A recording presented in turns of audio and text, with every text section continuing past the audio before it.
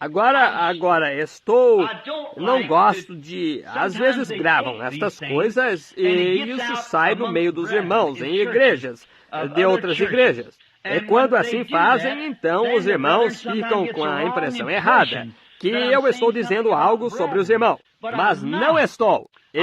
Se você puder tão somente ouvir e entender, está vendo? Não estou falando contra nenhum irmão, pois isso não é conveniente aos irmãos falarem de um contra o outro. Deveríamos falar um pelo outro, não um contra o outro. Mas quando falo às vezes de certa organização, como presbiteriana, metodista ou assim por diante, dizem, está vendo, ele é contra ela. Não sou contra o irmão aí dentro ou a irmã aí dentro.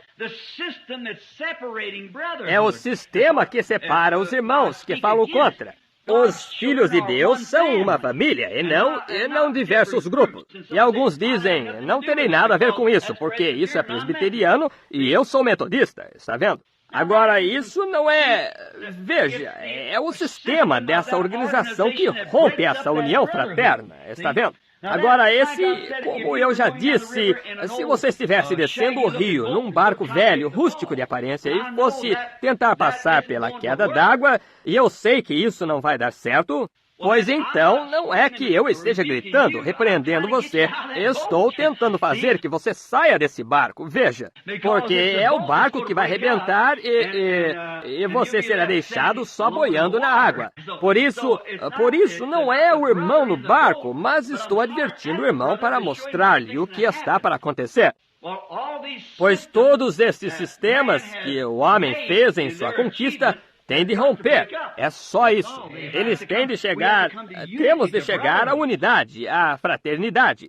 Esse tem sido meu propósito na vida, é tentar unir e não dividir uma organização, mas que deixem suas ideias e sejam irmãos de cada cristão que nasceu de novo. Essa é a intenção. É aí onde tenho me colocado.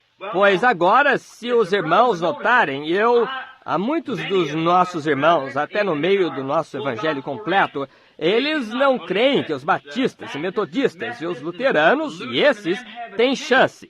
Mas eles podem estar certos, mas não concordo com isso. Creio que a era aqui, da era luterana, e esta era aqui que foi chamada, creio eu, de era de Sardes. E então a era de Filadélfia para os metodistas, e então a pentecostal, era de Laodiceia. Creio que essas são eras, e Deus em cada uma dessas eras pegou um povo eleito. E nisso, como Hebreus 11 diz que esses sem nós não são aperfeiçoados. Estão vendo? Mas agora a igreja veio disto, vindo em minoria o tempo todo até entrar na era pentecostal. Agora, o motivo de eu estar dizendo isto, para que você faça ideia do que a irmã sonhou. E o sonho dela, certamente, é uma comparação do que tenho ensinado. Note, agora todas essas coisas que 1 Pedro, versículos 6 e 7 dizem a você, trazidas pela sua fé, isso é primeiro. Agora digo que as pessoas afirmam ter estas virtudes sem mesmo terem nascido de novo. Eu creio que fiz uma observação grosseira e disse que é como um pássaro preto tentando pôr penas de pavão em si mesmo para tornar-se pavão. Ele não conseguiria fazê-lo. Tem de ser pena natural que cresça dele. O interior dele tem de empurrar aquela pena para fora. E sempre fui acusado de ser rigoroso com nossas irmãs quanto a usarem cabelo curto, e manicure no rosto todo e coisas mais. Sempre fui acusado de ser rigoroso com nossas irmãs. Não é que eu tenha alguma coisa contra isso. Não digo que tal mulher não seja boa mulher, que ela seja uma mulher de rua ou algo assim. Não é essa a minha atitude, mas é isto. Quando ela põe tanta artificialidade por fora, mostra que ela tem muita artificialidade por dentro. Veja, onde deveria estar cheio de Cristo, porque o lado de fora sempre expressa o que está do lado de dentro. Por seus frutos, Deus conhece. Você está vendo? E onde Cristo deve estar aí dentro, e zelar pelo Deus, e zelar por outras coisas, em vez de tanta pompa artificial. E você sabe, pálpebras verdes, e não com aparência humana, e todo esse tipo de coisa. Eu simplesmente não aceito isso, e creio que a Bíblia também não. Por isso eu gosto de ser justamente o que somos. Note agora, se ela não tiver unhas nos dedos da mão e quiser colocá-las, se ela não tiver dentes e precisa deles, não tiver braço e precisa de um, não tiver cabelo e precisa dele, se você não tiver essas coisas, é diferente. Mas quando você arranca seus verdadeiros dentes bons porque simplesmente não são claros como deveriam ser, então você agiu errado. Se você tem cabelo ruivo e quer preto, e você vai aqui e o pinta de preto só porque você agiu errado. Sim, acho que sim. Mas a coisa principal, não há escritura para isso, só quanto a cortar o cabelo. Há escritura para isso, tem bastante disso. De maneira que queremos altamente assegurar que isso é certo. Agora, nossa irmã, ao sonhar, ela sonhou que bem, primeiro ela estava transtornada. De que adianta continuar e tentar com dificuldade caminhar na vida se Deus requer que recebamos o Espírito Santo e não o temos? Agora, não acho... Talvez estejam gravando isto, mas se não, se gravam, é só para a igreja, está vendo? Agora, se algum irmão pegar isto e você ouvir minha voz, irmão, sobre isto, lembre-se, eu estou apenas ensinando minha igreja. Você sempre, diante de sua congregação, examine as fitas, e se não quiser que sua congregação ouça, não deixe ouvi-las. Mas eu só estou tentando dizer a este pequeno grupo aqui que o irmão Neville e eu, pelo Espírito Santo, estamos tentando pastorear para ensiná-lo. Agora, tem algumas dessas coisas que você talvez discorde muitíssimo dela. Assim que, se houver, é justamente como eu sempre disse com respeito a comer frango frito. Quando você encontra o osso, você não joga o frango fora, você simplesmente joga o osso fora. De modo que sempre faça isso. Se estivesse comendo torta de cereja e encontrasse uma semente, você não jogaria a torta fora, simplesmente jogaria a semente fora. Por isso, faça a mesma coisa ao escutar isto.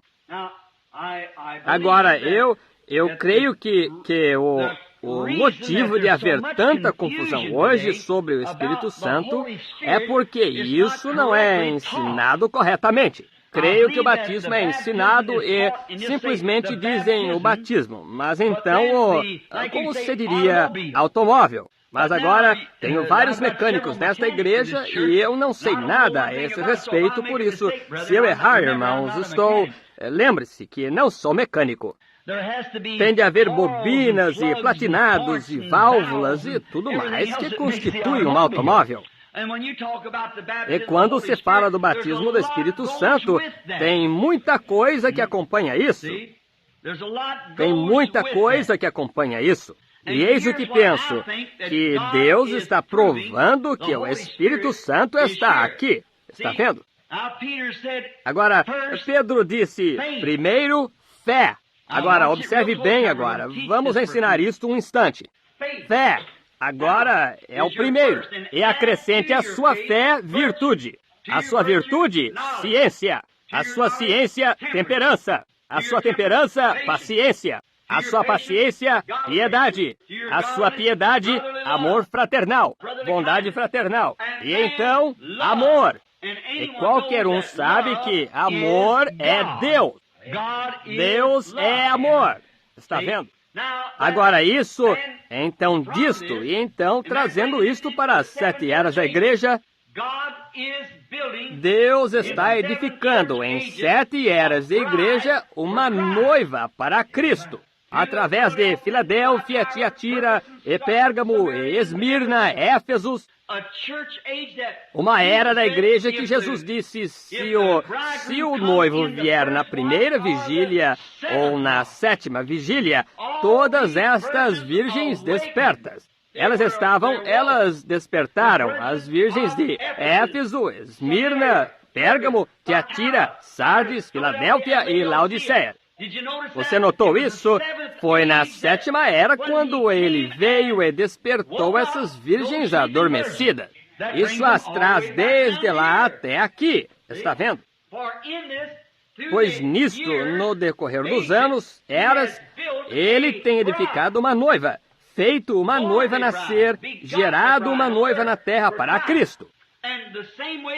E da mesma maneira que ele gera esta noiva, ele tem gerado indivíduos. Agora, estou apresentando uma base para isto para que vocês vejam quando o sonho da irmã for contado.